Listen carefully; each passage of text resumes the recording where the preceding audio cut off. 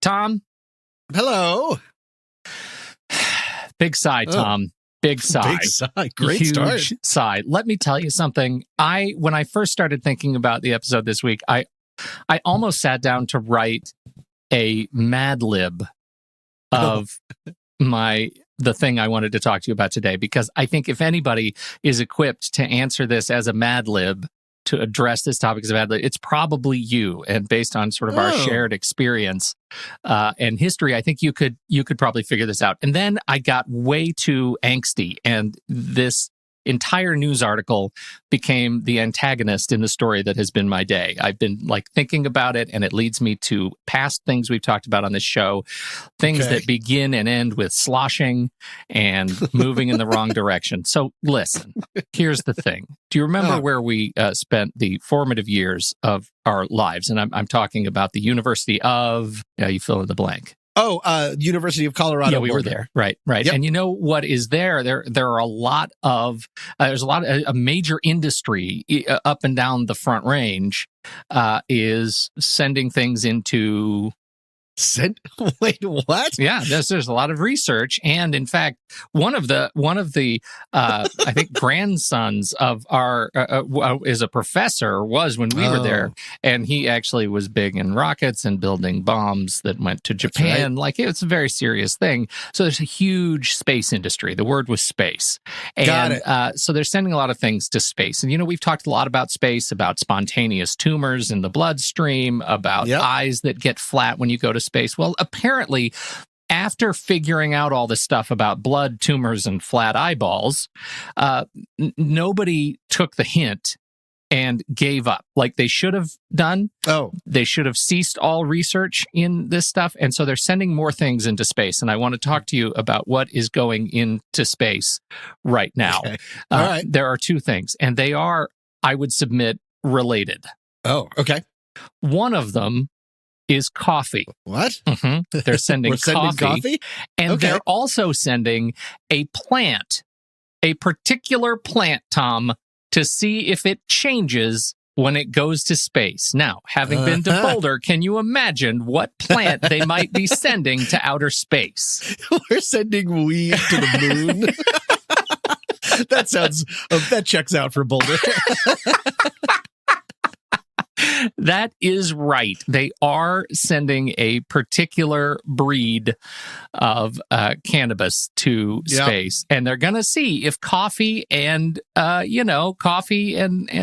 weed cultures, weed plants, change in microgravity, and as a result of their experience there, if they develop tumors or their little sap starts to Well, so they're going to come back and they're going to analyze the DNA of these things, the effect of microgravity, and they want to see if when you use these things, if it has an impact on astronauts in space. Because astronauts, I guess, are going to go get doped up and they're going to need some coffee. They got their downers and their uppers. Oh, I see. When they have anxiety as a result to. Results of their travel. And so that's it. And it makes me, I guess it's gratifying that space people have recognized the trauma that they are putting these human beings through and sending them to outer space. And at least they're giving them an out. Some sort of vice, some sort of. Yeah. This is the best part. Apparently, in 2013, one of the astronauts, a former NASA botanist who helped build plant grow boxes for zero gravity, he just may have smuggled cannabis seeds onto the ISS. So this entire thing has, let me tell you, it's been there before. If you can smoke it someplace, we've smoked it there, right? There you go. They don't really talk in this particular article about what they're doing specifically with the coffee. They're just saying, we're producing these sort of interstellar coffee. But the company says that, they're really looking at, for the coffee, they're looking at how they can adapt their growing behavior to climate change. Sending it to extreme conditions to see if they can design more resilient crops. And frankly, we could probably use more resilient crops for both of these species. You know who I bet would enjoy pot? Those moon bears. Remember moon bears? Who was it? I think it was Japan, China. They sent what are those called? They look like bears, like little floating bears, and they're the hardest thing to kill in the entire world. They're like microscopic, and they're entire. And it flew to the moon. Tardigrades, and then it dumped out. Yep. So all of these weird moon bears are walking around. That's right. And maybe they can get out there. sticky icky. Yeah. They are saying that the Front Range Biosciences have a proposal of launching a pound of thin mint flavored weed with a weather balloon. Just test DNA changes. Like, what condition do you have to be in to think, you know what we should do is send weed into space? Like, You know what you are? You're super high.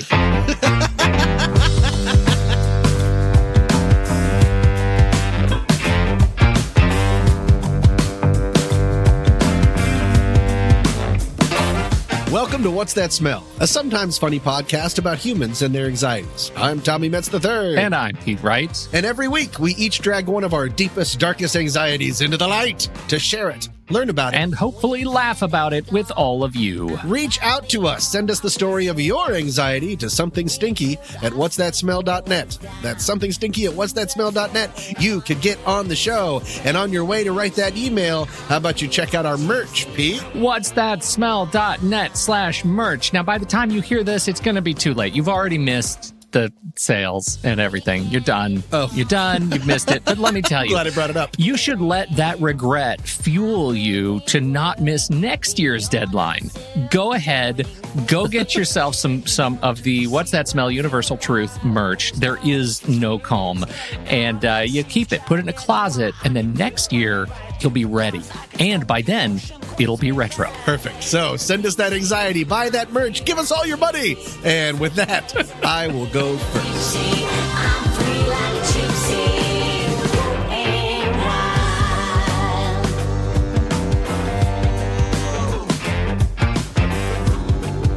Pete, this is episode 409, and it's been so many episodes, it really seems like a long time since we've done one of my patented, always successful visualization exercises. I feel like you stole this from me and you made it worse. I don't think so. If you go back and listen to all of the earlier ones, it's only me and it always works. Here we go. So here's a visualization exercise to really calm you down. Eyes so are Pete, closed. Go ahead and eyes are closed. Shoes and socks are off. Pete, Imagine you're standing outside in a wide open field.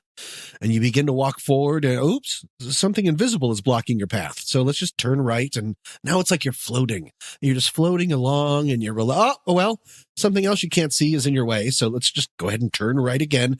And you're floating forward. Bonk. Okay. Am I something a else is in mime? your way. No. So you turn right again. And now it seems like you're floating in a circle around and around and around. And you can't get out. And now food is falling from the sky. And now you're floating upside down, Pete. And now you're being flushed down a toilet. The end. All right, go ahead and open your eyes. How do you feel, Pete? I feel like relax. It's very surprised that you're the one who gets scatological in this particular episode. This is on whatever happens next, it's your fault. I see. Well, being flushed down a toilet, of course, it's not scatological because in that visualization, you were, of course, living as a goldfish. And this leads me to a question that has been passed down throughout the ages, a question that you've probably asked yourself a dozen times this week alone. Are goldfish insane? I asked myself this question recently when I was visiting a new friend's apartment for the first time. She has a betta fish named Gargamel, which is a goldfish adjacent in that it's small and it usually lives in a fishbowl. And I watched this fish swim around and around in its smallish bowl, and it looked happy enough. But it occurred to me, you know who else can look happy enough at first? Insane things, Pete. Things that have lost their minds. They could be having a great time. Can a fish really be happy swimming around this small amount of real estate day after day after day? And on my drive home, I found myself feeling a little bit anxious about it. This will lead somewhere. So I did some research. I'm really relating with the insane people right now, Tommy. Yeah, because we're going around and around in my anxiety. Here we go. So I did some research about goldfish, and good news. I found on the internet that apparently it's a well-known fact that goldfish memories are only about as long as 3 seconds. So once they're done swimming around in their bowl, it's all new to them again. Like that guy from Memento, but fish. Oh, yeah, that was useful. That was a useful trick. Right. And so that made me feel a lot better until I kept researching. Why do I keep researching?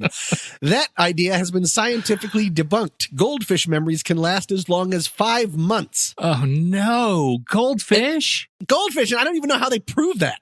I assume with some sort of memory. Oh, what's that game where the colors light up and you have to do the same pattern over and over again and it gets longer and longer? Maybe this isn't like Simple or Simon? Simon, yeah. Okay, so I assume they did it with Fish Simon. That was worth it. Okay. Where am I possibly going with all this? I wonder. It all got me thinking about animals in captivity. And that got me thinking about zoos. Now, I don't know about you, but I've always had a push-pull relationship with zoos. I loved them when I was a kid, and I still enjoy them. I don't go to them very much, but they can also fill me with anxiety. On one side, you've got sea otters, which are apparently just do cocaine every morning because they're zipping around and they're splashing and they're ottering all over themselves, and they just look like pure joy. And then on the other side, you've got a tiger, dully pacing back and forth in his pen, back and forth, which is a sign of animal stress or extreme boredom. Mm-hmm. And the fact that some of these animals are anxious or upset makes me anxious and upset. And so, Pete, at long last, my anxiety this week is about zoos. Wow. It is not zoophobia, because zoophobia has to do with just anxiety about particular animals. But no, I'm taking on zoos as a whole. Was this a long walk or what? Do you feel like you've walked around a zoo in my mind? Yes, I'm exhausted. And it's one of those like long hill zoos. Yeah. That was an epic intro. I wanted to take you real time of how I think about things. Very and why glad I get to be nothing here. Done. Yes. Good. Let's see. What do we know about zoos? It derives from the Greek word Z-O-I-O-N. I don't know how to pronounce that. Zoion, meaning living being. And before we get into this, granted, some zoos are better than others. But I'm talking even about the best example of zoos, like Bronx Zoo in New York or the Toronto Zoo in Canada. The pro versus cons of zoos is confounding to me. And first, I wanted to check in with you. Are you a zoo head? How about you and your family and your kids? That is the official term, is zoo head. Zoo head. Yeah. Okay. So I guess I'm a zoo head. It gets difficult once you grow up, I think. Yeah, no, it really I think zoos is. become problematic. Yeah, Okay. it's definitely much more of a thing. I mean, I think back to the zoos that, that have been important to me in my life. The Colorado Springs Zoo I was always there. The Denver Zoo was big for us. And I guess I have more. Oh, this is trouble. Now you've got me thinking about it. The Oregon Zoo is great, and I know some people who work there, and I'm constantly, like, I feel like they're always helping to understand, like, what they do to be pro, animal, and they're doing things that are in favor of the animals. So it's all great. I get, then you start bringing up fish and aquariums. And as soon as I think about the two, I always have more trouble with zoos than aquariums, because in my head, fish are dumb. But now you've told me that fish aren't dumb and that I should feel than you. equally bad. Right. I can't remember what I had for breakfast, but if I had a fish, he could tell me. He could totally tell you. He could tell me what I had for breakfast 5 months ago. Yep. Yeah, no, it really does. The more you think about it, it can be kind of upsetting. There's a ton of different articles on both sides. Actually, people are very angry that you can feel one way and not the other. There's not a lot of articles written of sort of pros and cons, but I tried to come up with a list of some, and because I was really trying to make myself feel better about it. How'd that go? I'm still quite in the middle. Here's an example. Pro: bringing people and animals together help foster an appreciation for other species, which of course can then in turn lead to more conservation efforts. When you're a kid, you get to see animals. That helps you fall in love with animals and want to save them. Con: on the other side of that, almost all zoos are for profit, and people love baby animals. When baby animals are born in zoos, the attendance goes ways up. That causes overbreeding and zoo animal surplus. And those extra animals can be sold to circuses or hunting facilities. Just when I was feeling good, I started feeling much worse. Nuts. I'm sorry. Well, get ready. Okay, well, pro. Here, you want to feel better? Pro. I guess. There's regulation. Reputable zoos are accredited by the Association of Zoos and Aquariums, or AZA, and they are held to high standards for the treatment of their resident animals. That's great. Regulation is important. You want to hear the con? Kind of not. Violations often just result in a slap on the wrist, and their exhibitor is only given a deadline to correct the violation. Even after a long history of care and AZA violations, it does not necessarily ensure mistreated animals will be freed or taken better care of. And it's just filled with this. I went through so many different articles and research. I went down the PETA rabbit hole because PETA has some great things to say. And also they're crazy. They go too far with everything. I was able to find like 9 things I've done this morning that they're angry about. And one of them somehow involved like an English muffin. Like they're, all right, PETA. Let's do one more of these. Okay. Pro, zoos save species by bringing them into a safe environment where they are protected from poachers, habitat loss, starvation, and predators. Con, Harambe. Oh. Do you remember Harambe on May 28th, yeah. 2016? A 3-year-old boy climbed into a gorilla cage at the Cincinnati Zoo and was grabbed by a 17-year-old gorilla named Harambe.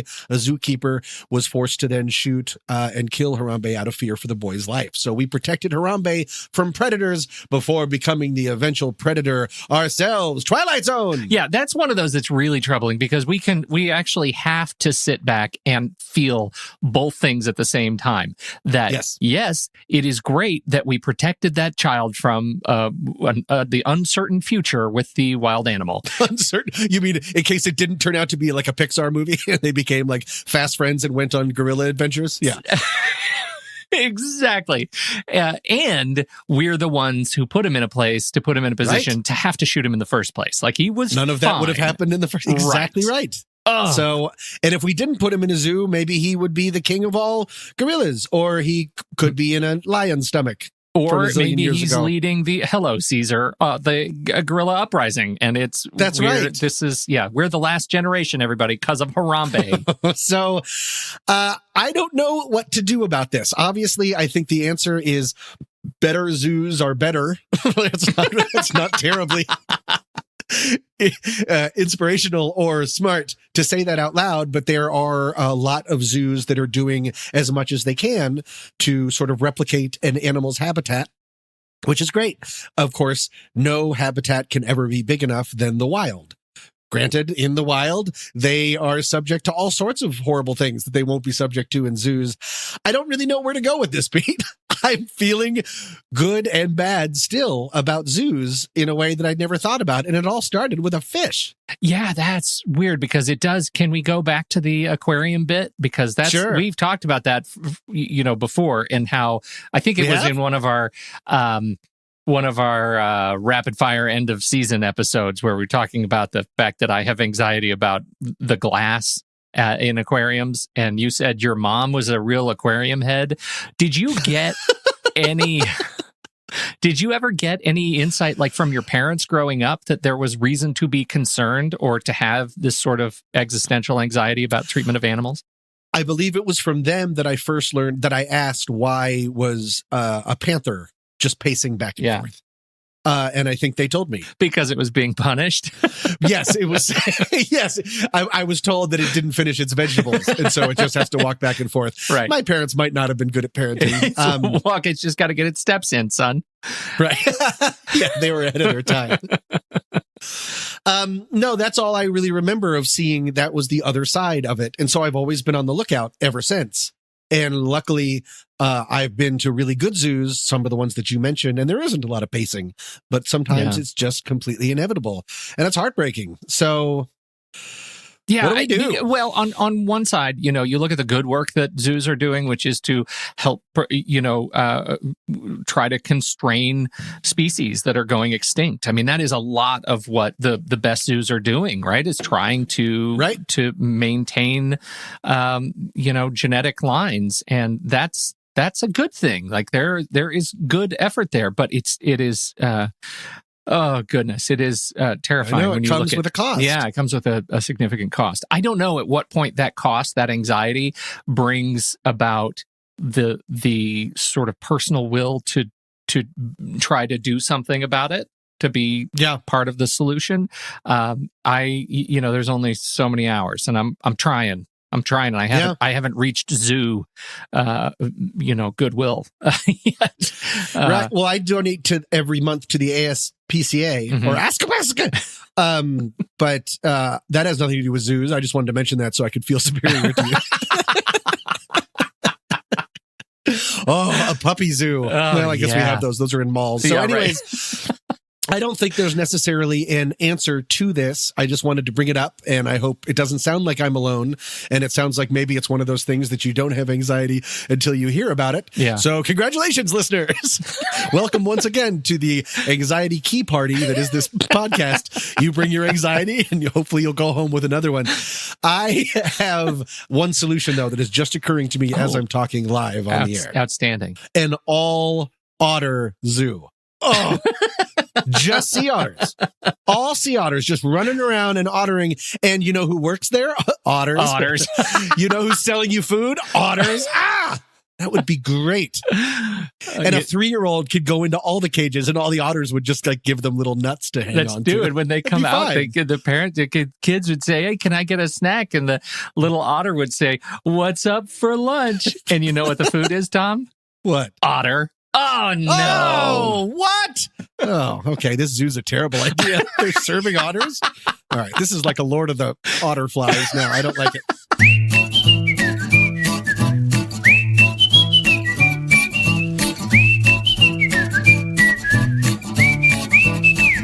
This year in anxiety, the years I'm doing this time, Pete. It's the 2000s. The place, Japan. A man named Makio Ishimaru is accidentally killed when a coworker of his pokes an air compressor in between Ishimaru's buttocks and injects air. What? Hours later, Ishimaru complained of not feeling well and later died in a hospital, the air gun having damaged his internal organs. Now that's not fun, right? And of course, it's a random and freak accident, right? Probably not. It is absolutely not, Pete, because this prank, known as kancho, has been around in Japan for a long time. In kancho, a child clasps the fingers of both hands together to form an imaginary gun with which they poke their unsuspecting victim in the anus while yelling kancho. The word kancho comes from the Japanese word for enema. And in the last 10 years, air compressors have been used to up the prank ante. Remember when I said that it wasn't a freak accident, a one-time thing? 2 people died in 2017 from kancho. And in 2013, members of Japan's self-defense forces pranked each other with air compressors, resulting in dozens of serious wounds and hospital visits. Okay, so that gives me all sorts of anxiety. So the year in anxiety is the 2000s. Japan, pull yourself together. You are not. I have to interrupt. In South Korea, it's actually called Dongchim. And I have to tell you, as somebody who I have been the victim of this, as you may likely not remember at this point, I lived in South Korea for a time and I taught there, and the children do it to their unsuspecting American teachers. They will stick their fingers up your butt, Tom. It is unpleasant. All right, let's just move on. You think you've got it bad, Japan? You do. It's the worst what you're going through. But when you're done, when you're recovering, you might want to check out audible.com. Audible is a fantastic service and a sponsor of this very show. And we would like to recommend you check out an audiobook to get you through your time as you're nursing yourself after your air compressor incident. And please say that the book you're going to represent has nothing to do with kanjo. It doesn't. And this is a deeply satisfying read. It is Life of Pi by Jan Martel. I've read that. It is a great book. And it is one of those books that, you know, Pi Patel, Tom, he's the son of a zookeeper. And he knows a little something about animal behavior. And he goes on an incredible adventure, and one that is absolutely worth reading. If you've seen the movie, you have not experienced this book. You should listen it. Listen it hard. Listen to Life of Pi through Audible. Now, a couple of people have asked. I've had this question. That's great. You sign up, you browse the library of 200,000 audiobooks, you get to pick your audiobook like Life of Pi or anything else you choose, and then what? What happens? Well, I'm here to tell you, as somebody who has been a subscriber for, nay, 2 decades, Audible is a service, an ongoing service that gives you, for your monthly subscription, your choice of a 1 or 2 credits, depending on what plan you sign up for. And that means you get a book included with your plan that you can keep forever, every single month. So when you're finished with Life of Pi, which is 12 hours and 53 minutes, by the way, the next month you get an email that says, hey, your credit is here. You have a new credit. Go get another book. And then the next month after that, you get another book. Do you see where I'm going here? I love it. Included with those books are Audible Originals. You get 2 Audible Originals. These are the custom produced by Audible. They're like mini programs, and you get to choose 2 of those a month. You also get access to the health and wellness stuff. You can get some meditations and some guided mindfulness programs that are also fantastic. It's a library that continues to grow. It's a great team over there. If you, I've got hundreds of books in my library, and there is nothing like hearing Audible Day when my kids come down and say, "Hey, Dad, can we get our books?" They have listened so hard to so many books in the library that is just theirs, forever and ever. I love it. Forever and ever. Just love it. So remember, for you, the listeners of What's That Smell, Audible is offering a free audiobook download. Go to audibletrial.com/scent of a podcast, audibletrial.com/scent of a podcast. Get a book, support the show, go get some more merch. And with that, let's continue. Tom. Pete. I'm not messing around this week. You're really not. No more poppycock like that ridiculous entrepreneur phobia. That was just nonsense last Horse week. feathers. Can't believe you let me get away with that. This week, I've got something that if you don't have it now, it will begin to plague you insidiously. Contagion. Yes. Key party. It will sneak into your subconscious when you get out of the shower.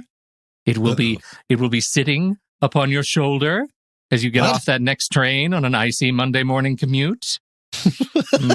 It will force your grip to tighten on your next long escalator ride into the subway. How do I know this, Tom? Wow. Because it's another of the legendary contagion anxieties.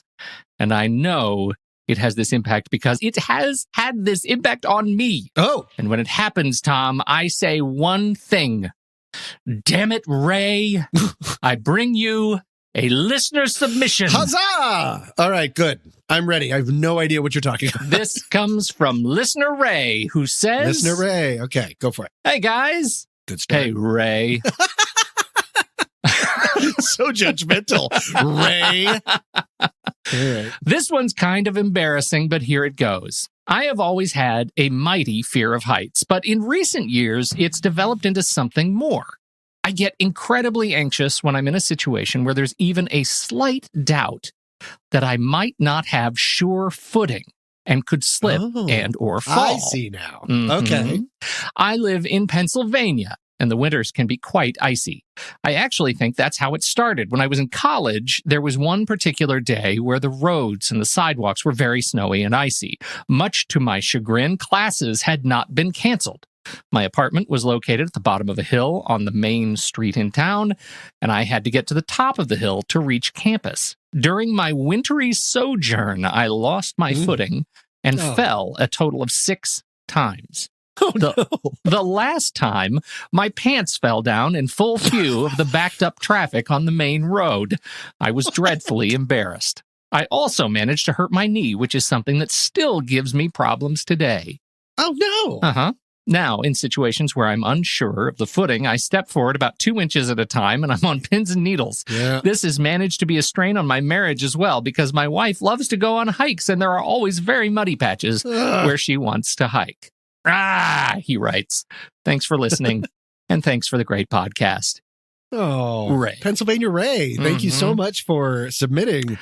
His pants fell down. Well, speaking as somebody whose pants have fallen down, and mine in front of, middle Children, schoolers. if I remember correctly. Yeah. Yes. Yeah. Let me say, Ray, please shake that embarrassment loose. As we say, you are not alone. This is This was a tricky one. Let me just start by saying that the CDC, Centers for Disease Control, say that the adjusted cost of fatal and non-fatal falls in the U.S.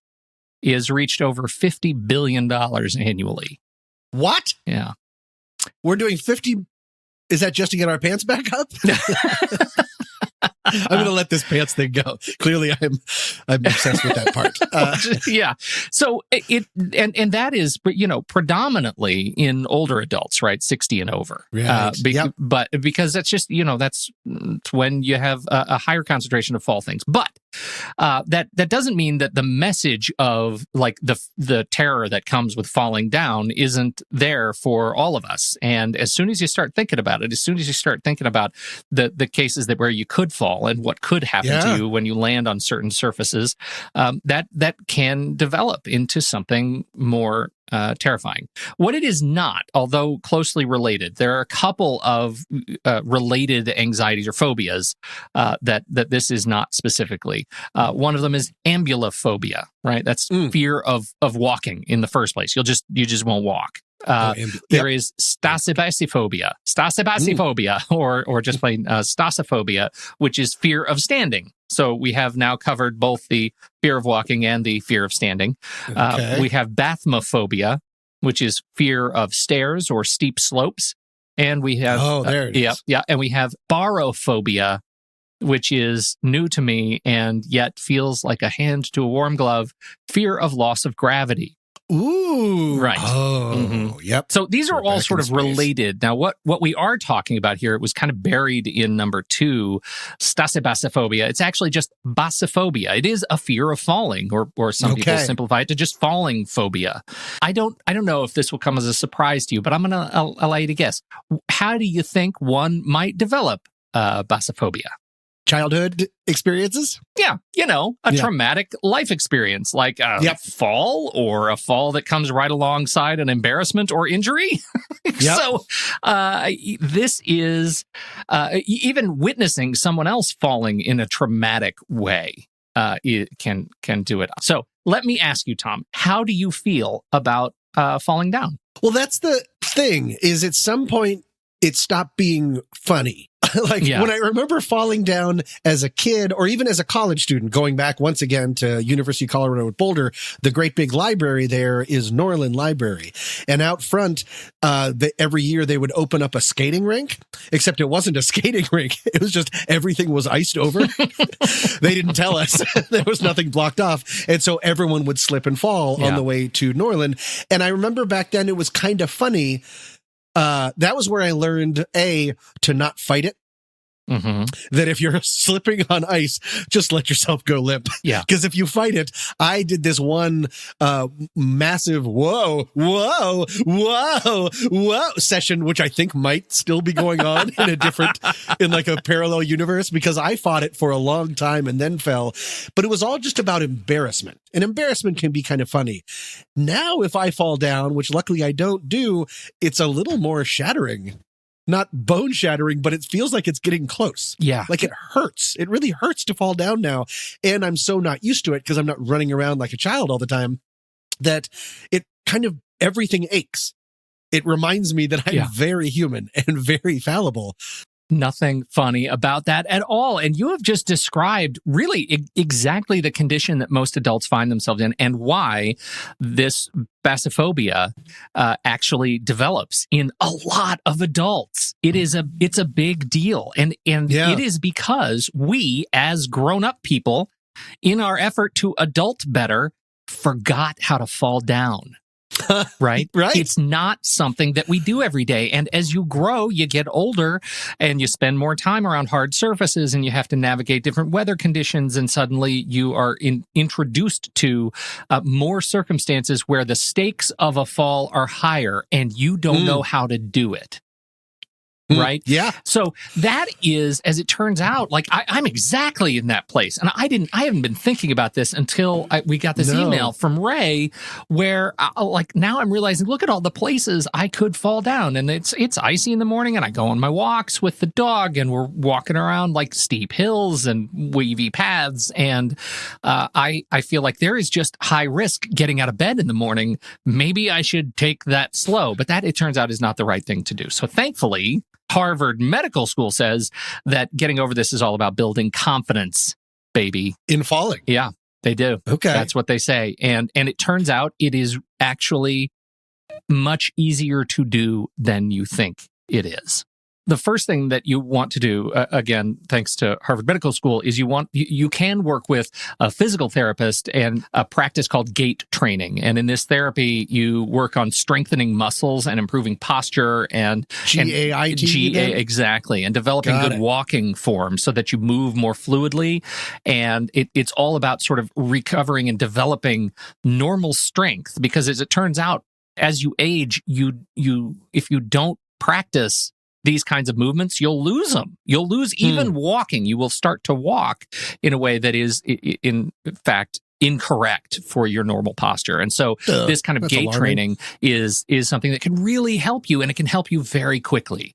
You can work with an occupational therapist to help you learn to use those muscles in a better way. You can take up Tai Chi, for example. And in fact, a study by Judy Stevens and Robin Lee, The Potential to Reduce Fall and Avert Costs by Clinically Managing Fall Risk. They came out and said, look, depending on the size of the eligible population, implementation of a single intervention could prevent between 9,563 and 45,164 medically treated falls annually. Oh, wow, that is so weirdly specific. It is very specific, right? Because they read the actuarial tables, right? And they look at the medical outcome of a fall and lining it up with people who have implemented these kind of interventions. And they said, you take up Tai Chi, and in some cases, in 1 to 3 sessions, you can learn how to develop the sort of balance training that will help you avoid a fall completely. Think about that. That's just crazy. Here's another one that I thought was interesting. Vitamin D supplements. Most of us are chronically short of vitamin D in our systems. Is that for bones? It's for bones. It's for inner ear. It's for mood. It's for thyroid. Like vitamin D does a lot of stuff. All I know is like I wake up in the morning, my wife jams a vitamin D in my mouth, and so because I live in Oregon, right? It's whatever like you're into. There's a curtain. There's like a curtain that's drawn right around September, and that doesn't open up for a long time. So, I am one of those that, my blood tests, they test for vitamin D because I have been chronically low in vitamin D for so long. But it turns out, especially as you get older, vitamin D can really help. Get off of other medications, right? Medications, most of their side effects will look like, sleep. If you have a sleep disorder, you'll be on a medication that can impact anxiety meds, can impact your ability, sometimes your inner ear, high blood pressure, chronic pain. They all have side effects that may impact balance and drowsiness and all sorts of things like that. And those increase your fall risk, especially as an adult. All of these things are things that anybody can do, but I started searching around for some other, do it yourself, sort of where might you improve that confidence? And, I think stunt people, Tom. Stunt people are amazing. And so I started searching YouTube. And if you just search Learn to Fall, the Corridor Crew, we're big fans of the Corridor Crew. They have a How to Fall Without Hurting Yourself video that's fantastic. Skateboarding. There are all kinds of skateboarding videos that demonstrate how to correctly fall in skateboarding, how to fall without getting hurt. Learn to fall safely. And you know what you need to do? You need to go outside and you need to fall down, because most cases... to practice? Yes. You've got to practice. If you're going to increase your confidence, you've got to practice how to do it. I'm not messing with you, Tommy. I want you out there falling down, because that is going to help. It's going to help. And I bet, Ray, if you go outside and you put falling down with some intention and you practice, you're going to reduce your level of anxiety on this stuff. That's what the research says. That's what these videos say. Practice falling down. This is like Fight Tom. This is Fight Club. It's Fall Club. Oh, that's right. Right? It's Fall Club. It is Fall Club, where a bunch of grown men watch each other fall down in the dark.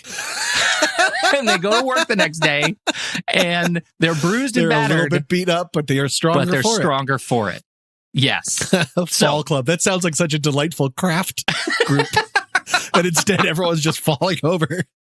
All right. I started thinking about this. Falling with Falling with intention. intention. Also, I think this is a great opportunity for some product development on our part, which is might be the WTS line of home modification products for those who feel like they're a fall risk, like some sort of home hallway handrail. Like there's got to be something we do there. Definitely inflatable throw rugs.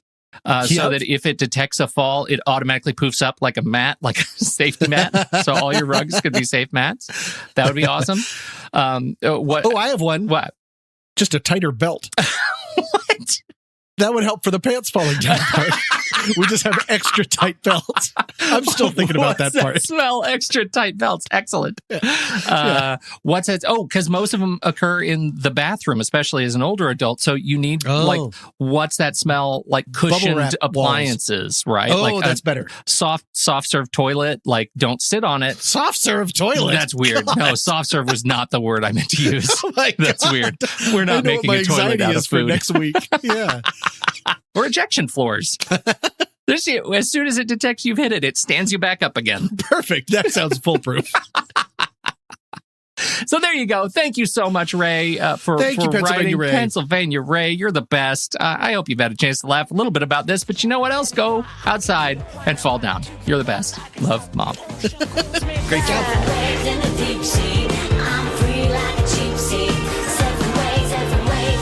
Thank you all so much for joining us for this episode. Today's tune is Deep Sea by Raw. Coming up next week. Here we go. Okay, first of all, none of this is going to matter because you just made up a university and, as far as I know, a country. Yeah. In my notes, it says, Tom, have you heard of Zapier? And in parentheses, it says, undoubtedly, he has not. Yes. But I do know what it feels like to be hit on the head. I feel like that's such a sum up for both of us. But I do know what it feels like to fall over in your bathtub. Okay.